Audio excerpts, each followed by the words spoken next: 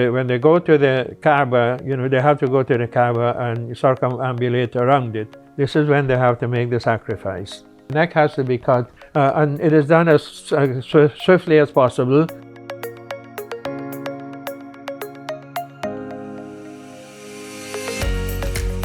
Hello everyone, and welcome to another interview show. And today we are going to be talking about Eid al-Adha. You're gonna Al-Adha, yes. All right. So we're gonna be talking about all about that today. And for anyone who may not know what that is, we're going to get a lot of answers because I'm sure people have a lot of questions when they see things on social media around this time. I've already seen news articles about it. So we're going to see what it truly is all about. Starting with introductions, though. Let's introduce our guest. Feel free to introduce yourself. Sure. Well, first of all, my name is Rauf Zaman. I'm the Imam at the MCMC, which is a Muslim Center of Middlesex County, located in Piscataway, New Jersey. What more? That's good. That's good. Okay. All right. So thank you for coming on. I'm very glad to have you. And being an Imam and stuff, I'm sure you're well studied on the scriptures of Islam, so this should be I've done some very studies. insightful. Let's just start off with something very basic. What is, again, correct me if I'm wrong, Eid al-Adha? Adha. Eid al-Adha. Okay. I'll work on it. We'll take that. It's comprised. This phrase, Eid al-Adha, is comprised of two words, Arabic words. The first word is Eid. More people may be familiar with that word, Eid, which means basically a festival. In Islam, there are two religious festivals, major, that everyone celebrates. And one of them is the Eid that comes immediately after the month of Ramadan, which is the month of fasting. The day that begins the next month. Of course, we're talking about the Islamic year, so each month has its own names and so on. I don't want to complicate things for you by giving you all the names. So we celebrate that occasion at the end of the month of fasting. So that's an Eid. It is called Eid al-Fitr. And that is, Fitr means the breaking of the fast or the end of the fast, the festival that comes at the end of the fast. And this one that we are entering into is called Eid al-Adha, the festival of the sacrifice. Adha means sacrifice. And this is commemorating the sacrifice that Abraham started, peace be upon him and peace be upon all of the prophets. He was called to sacrifice his son, as you know, the story is common in both the Bible as well as the Quran. And he was about to do so. He fulfilled all of the steps to make that sacrifice. And when he was at the very last point, just before he passed the knife over the throat of his son, he was told to stop, don't go ahead. But a ram was provided for him, and that's what he sacrificed instead. So Muslims celebrate that occasion and commemorate it by doing a sacrifice. It is also around the time of the Hajj or pilgrimage. So perhaps you would have heard a lot of talk about the pilgrimage and the amount of people who go there, that is to Mecca. Right now, actually the Hajj or the pilgrimage, the procedures, the days of the pilgrimage have already started. Started with Monday today. And they are before us, right? So they are already started it several hours before. And they will proceed to do some rituals.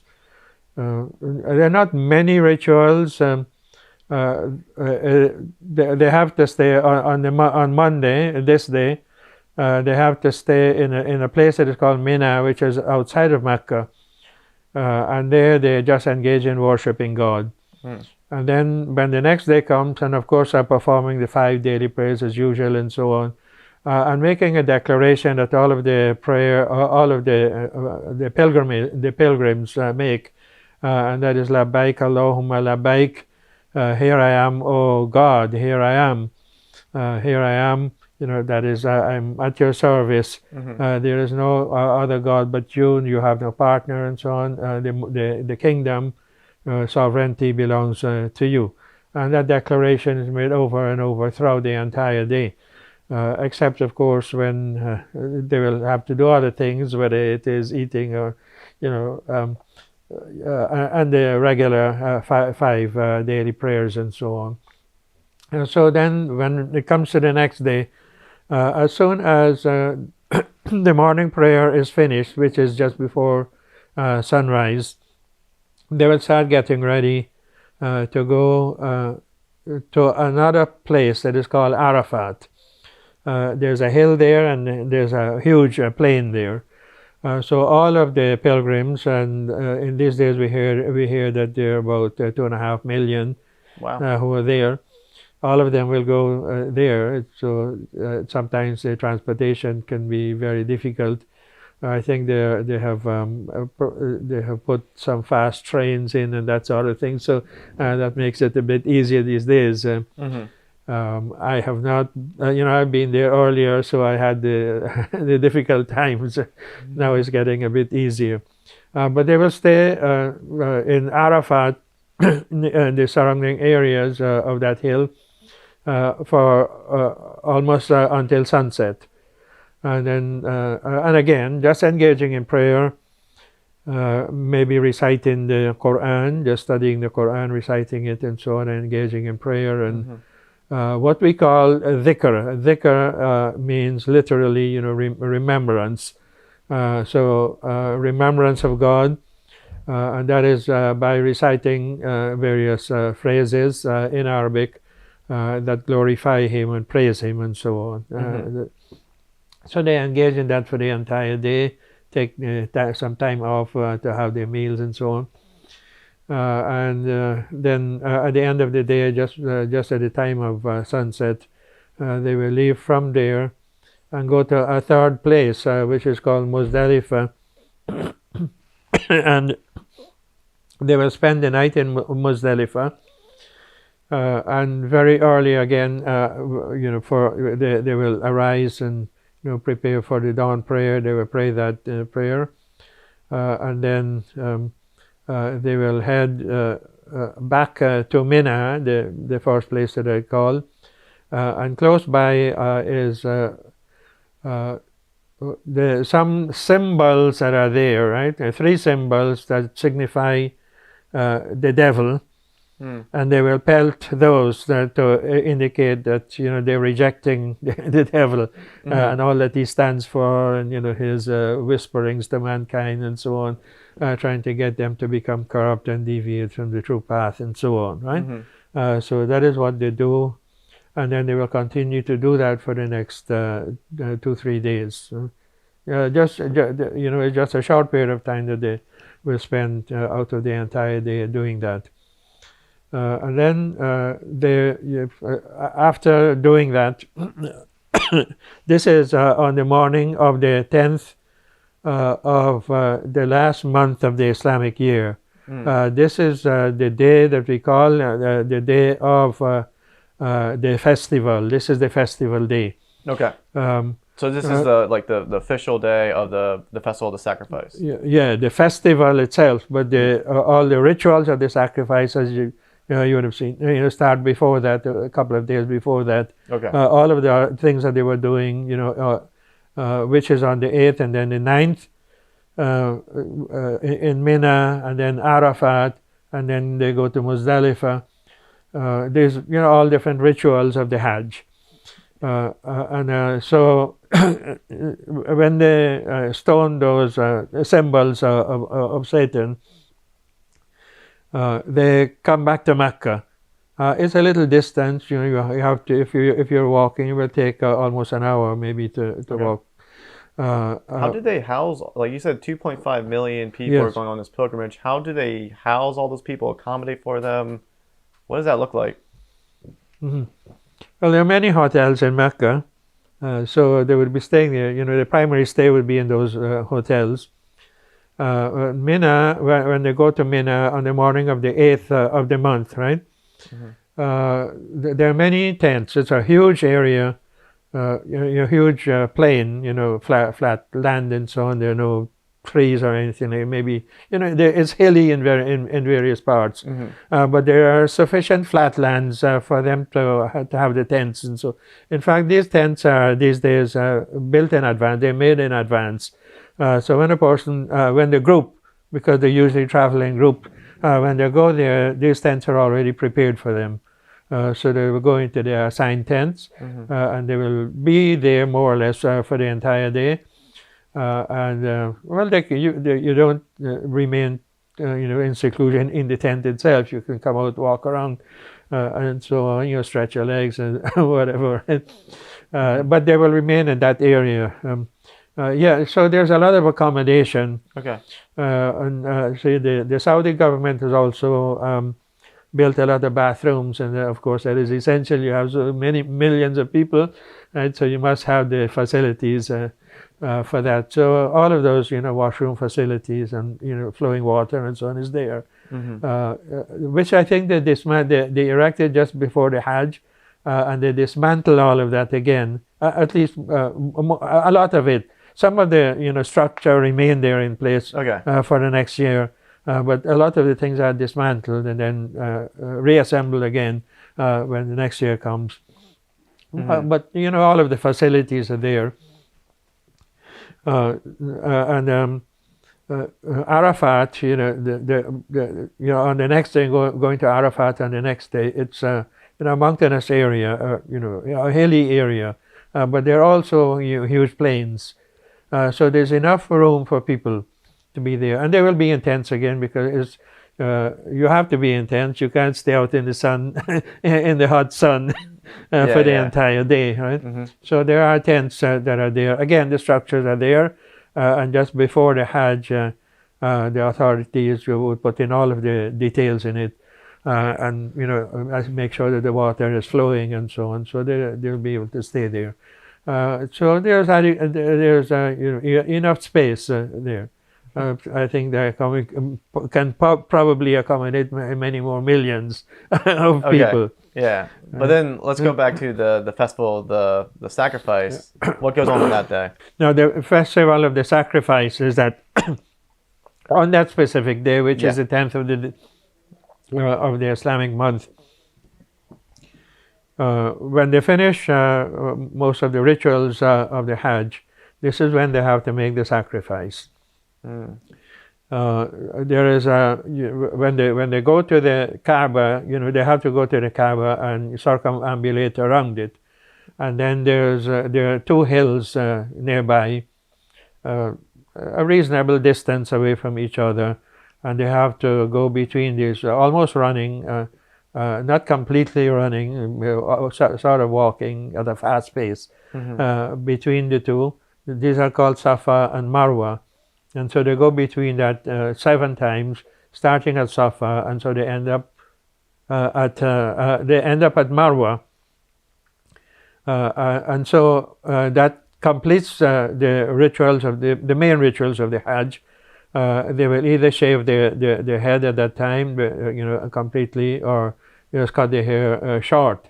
That's part of the sacrifice. Just for men, or is that for the men? For the women, they will cut just a tiny pice of the hair, right? And then they go to do the sacrifice of the animal. Again, these days, all of that is catered for, so many people do not have to actually go and do the sacrifice themselves. There are others who will do it for them. Does it have to be a ram, like in the Abrahamic account, or can it be a different animal? It can be a different animal. There are several different animals that are permissible. There are what you call the cattle. So they range from the sheep and goats, and cows, and anything of the family of the cows, right? Anything like that, as well as camels. So these are the animals that one can sacrifice. If one is sacrificing a sheep or a goat, It's one per person, more or less. If you're sacrificing something bigger than that, a cow or a camel, then you can have 7 shares in those bigger animals. In other words, 7 people can come together and sacrifice one of those animals. And what does this sacrifice look like, and what is then the animal used for? Generally speaking, whenever we slaughter an animal, for consumption, we have to do it in a particular way. The neck has to be cut, the jugular vein, and the other things, the pipes or whatever we call it, arteries? The other arteries, and so they have to be cut. So that, and it is done as swiftly as possible. The knife has to be as sharp as possible, and so it's done quickly. There is very, very little pain to the animal. Although we hear that people object to this killing of animals and so on, but really the way it is done Islamically, there's very little pain to the animal. It is done very quickly, and then the blood flows out. So we have to allow all of the blood as much as possible to flow out from the animal. We do not consume blood. Right? So then after that, the animal is cut up, skinned and cut up and so on. And usually, right there, there are those people who are the cooks and so on who will cook part of it, and many, if not all of the pilgrims will have a taste of the animal that they sacrificed. And it may last them for several days. Also, they may continue to eat from it for several days. For those who are not on the pilgrimage, like ourselves here, we try to make a sacrifice also. It is strongly recommended. And then we would distribute the meat. We would consume some of it ourselves and save, maybe freeze it up so we can use it over a period of time.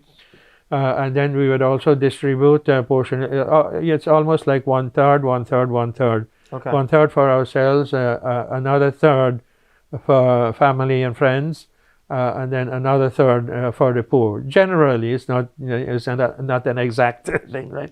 But generally speaking, 1/3 should go to the poor, and that would be more difficult to do, in Mecca and the surrounding areas, right? Because nobody is at home. How's that done here in the States? I'm just imagining what that could look like with maybe, I don't know, food laws or anything like that, or safety, health concerns, or anything with the meat not reaching this destination in time. Like how do you distribute that efficiently to the poor? There are collection centers. Our mosque here is a collection center for the meat. So anybody who wants, we have several freezers, and whoever wants to make that contribution, and they will bring the meat and leave it there, and then later on others will pick it up and take it around to the needy people. And they can come and pick up from here also, right? We usually publicize it, that we have the meat here. Anybody who wants to so it's almost like a food bank, except it's not canned goods. It's the fresh meat. It's the fresh meat, and so all of it will be gone within a day or two. Right? The sacrifice can be made not only on the day of the sacrifice itself, the festival day, which is the 10th of the month, but one can do the sacrifice on the 3 following days also. That is rarely done. Most people prefer to do it on the first day, the day of the festival, and then once they have done that, and if they are able to do it early enough, because it takes time. One has to go maybe to a butchery, and the butchers there will help them to do the sacrifice.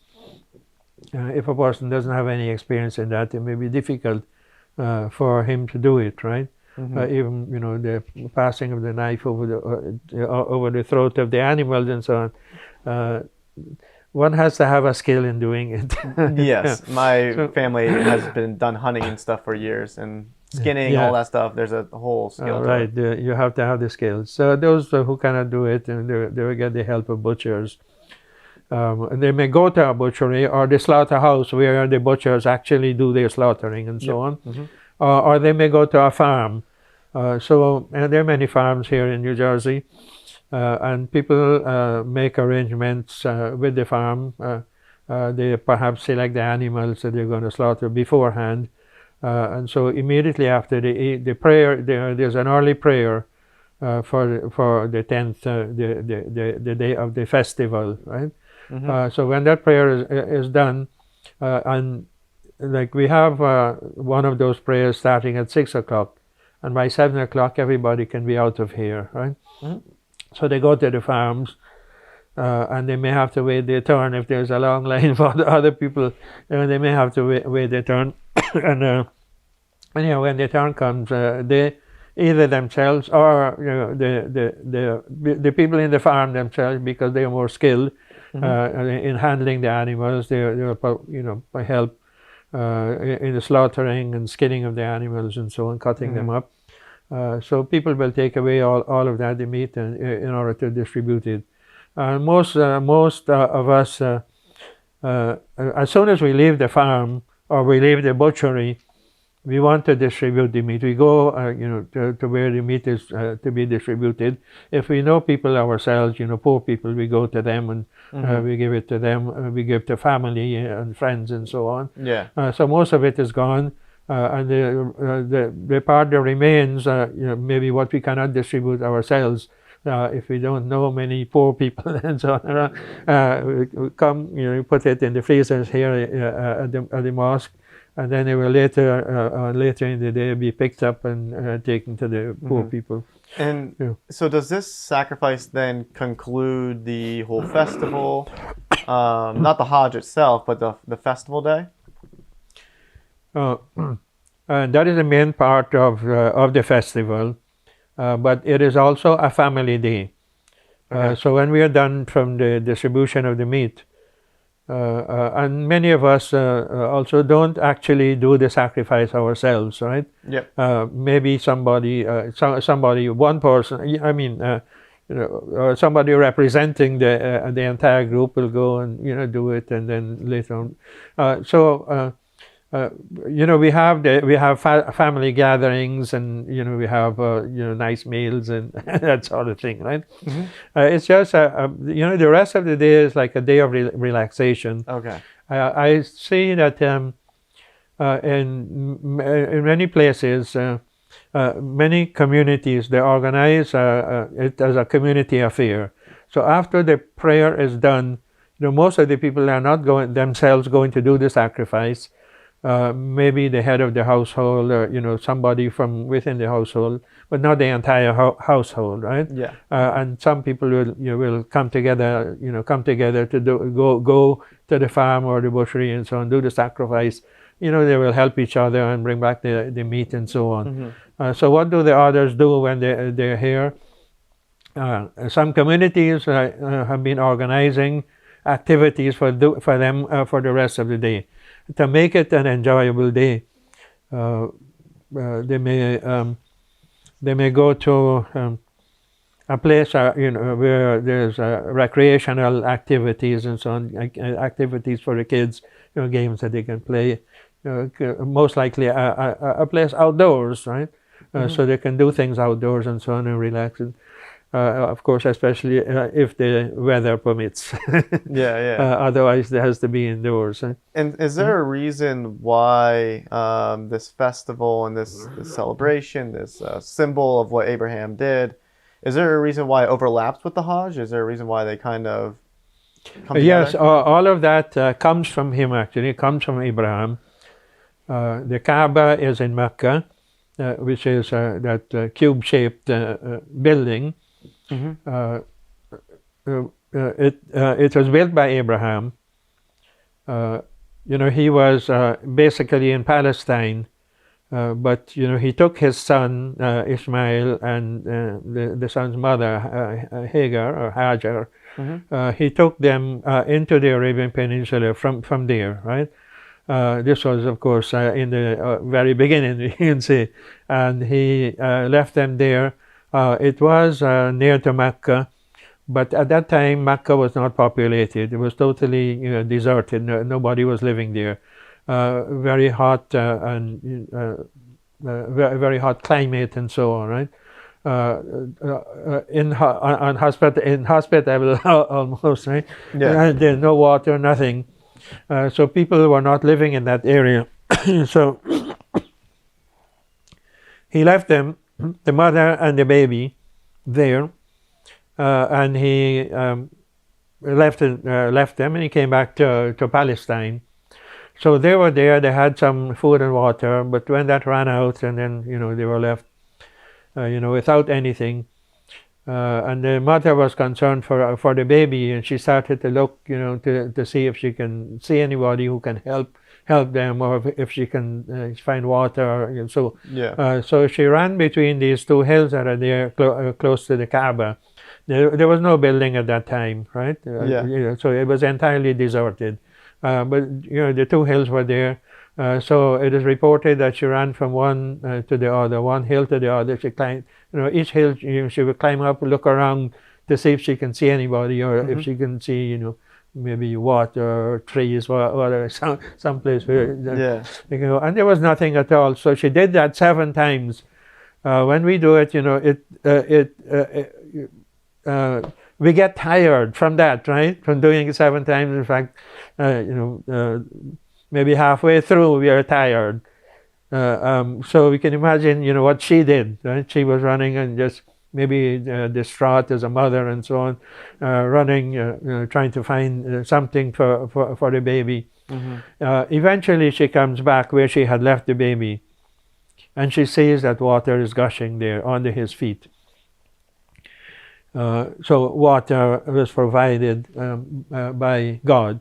And so what she did is sort of what you reflect or symbolize when you do the Hajj. We do that. We do the exact thing, right? Yeah. So we run between these hills, or walk fast and between the hills, and then anyhow, that is known as the well of Zamzam, the Zamzam well. And from since that time to now, it has been flowing. That well has been flowing.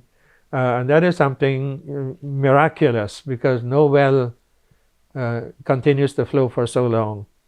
Well, actually, for some time in history, it was covered up. So it was not in use. It was not even known. The spot of it was not known. But so all of that was forgotten. Hajar and her child, they continued to live in that area. They were staying close to the water because that is the only thing that they had to survive. And our teaching is that the water itself is miraculous. That comes from that well. It was nourishing for them, so they were able not just to survive, but be in a good, healthy state and so on. And then people who are passing by, travelers. And they knew that area. They knew it to be totally deserted. There's no water there and so on.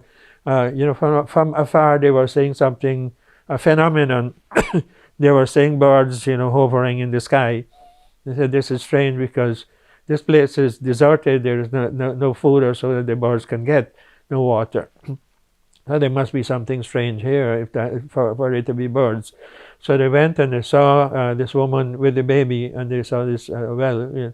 The water is flowing from the well, and so they camped there, and they made that their home, and that's how Mecca developed and started. The development of Mecca was from that time. And then the Kaaba was built after that event. Abraham would come back to visit them on occasions. Perhaps many occasions he came back. And when the boy was big enough to go around, to move around with his father, help him and so on, he was given the command by God to build the Kaaba. He was shown the place where it should be built, where the foundations should be established. And he and his son built it. You know, the son was handing him the son was handing him the bricks, and he was laying the bricks to make the wall. Was it built just 4 walls? Was it built before or after the event of the sacrifice? After the event. Okay. So this would be long after, when the child had grown up sufficiently. Yeah. Maybe almost in his teens or so, right? So at that time it was built. But there are other things that are said about the Kaaba. Many Muslim scholars, in fact, from our sources, there's an indication that the Kaaba was there from the time of Adam. From the time of Adam. Because Adam and his immediate descendants, his children, they had to have a place to worship God, right? So the Kaaba was built at that time, in the time of Adam.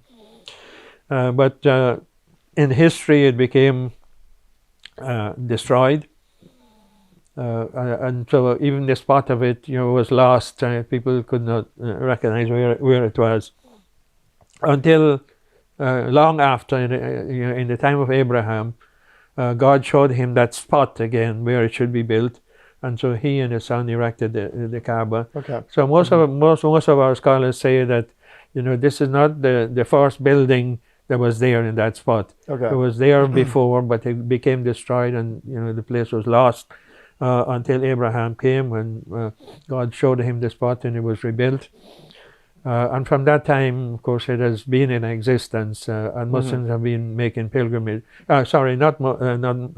Muslims. We consider everybody who is obedient to God and so to be Muslims. Yeah. So the followers of Abraham, his descendants, the descendants of Ismail and so on, they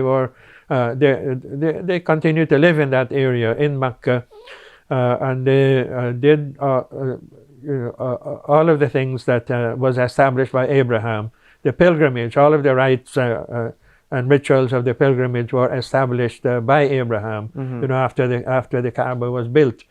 The Quran says that God told him that he should make a pronouncement to mankind, that they should come to make the pilgrimage to the house. And this was after the house was built, after the Kaaba was built. So he said, I'm just one man, who will hear my voice, right? And God says to him that you just make the proclamation, and I will convey your voice to everyone. And so, the tradition is that everybody who responds, who goes to the pilgrimage, and that will be so until the Day of Judgment, until the end of the world, they're all responding to the call of Abraham that God, asked him to make. And everyone is expected, if they are physically able to go on the Hajj at least once, right? Physically and financially, yes. At least once. I mean, that would be what we say, is the compulsory time. If you have the means and the health and so on to go, then you have to do it, right? So that is compulsory for every Muslim. And that's only over this time period. You can only do the Hajj during a certain time of the year. Yes, at this time of the year, which is the 12th month of the Islamic year, the last month. And we've been talking about the 8th, the actual Hajj, starts the 8th, and then the 10th is the day of the festival, the sacrifice, and the Hajj continues for a few more days, 3 more days after that. Do people continue to visit the Kaaba and stuff throughout the year, even when it's not the Hajj? Yes. Okay. There is what we call a lesser pilgrimage, Umrah, it has a different term in Arabic. And is usually translated as the lesser pilgrimage. So people can do that in the entire, any part of the year. Okay. And these days you have a steady stream of people, in fact, many people going there. I went there in December, which is, of course, the time for the Hajj is now, right? So I went in December. And the place was packed almost as if it was Hajj time.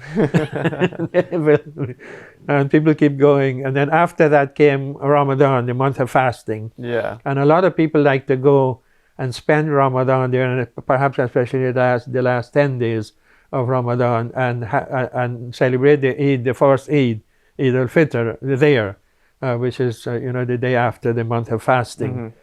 So if you were to go at that time, it would be millions of people are there, almost like the Hajj. Yeah. They hardly space to move in the in the mosque, and hardly space to move and so on. But you don't we don't go to Mina and Arafat. These are the places that I called, that I mentioned, right? Mina, Arafat, Muzdalifah. We don't go to those places during the rest of the year. We stay in Mecca, and we do what is called the tawaf, or circumambulation around the Kaaba 7 times, and then we have water to drink from the well of Zamzam, and we pray at the mosque there, the regular kind of prayers and so on that we do here, and we also go to the 2 hills, Safa and Marwa, and run between them. So it's some of the acts of the major Hajj we do, but not all of them, not all of the acts. And before we conclude, because I was looking at time there, we have about maybe 10-15 minutes left. I just wanted to maybe get a personal account from you of your first Hajj. What was that like? Well, when was it? What was the experience like? I just kind of wanted to get like sort of a perspective point of view on the Hajj. If you want to hear the rest of this interview, you must become a channel member. As a channel member, you'll help me create more videos and travel further to go talk to a bunch of different interesting people from different religions. It also comes with other exclusive content that members can only get access to.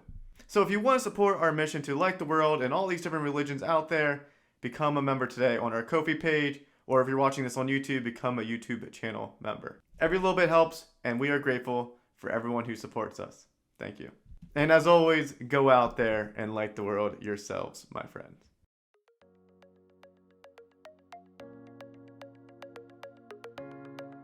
It's an intense experience. When you're in the crowd itself, you do feel the pressure of other people close to you and so on. When I came back, for several weeks I was dreaming of it.